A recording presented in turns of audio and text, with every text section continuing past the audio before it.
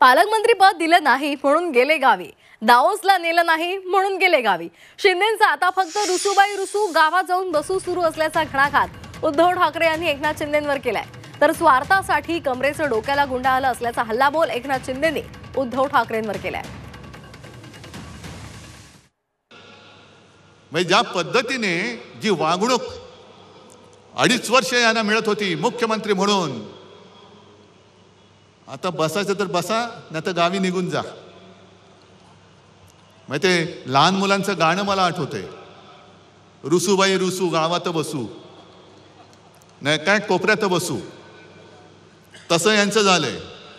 पाहिजे ते मंत्रीपद देत नाही, रुसले, गेले गावी. दावोसला नेलं नाही, गेले गावी. खुर्ची बाजूला ठेवली नाही, गेले गावी.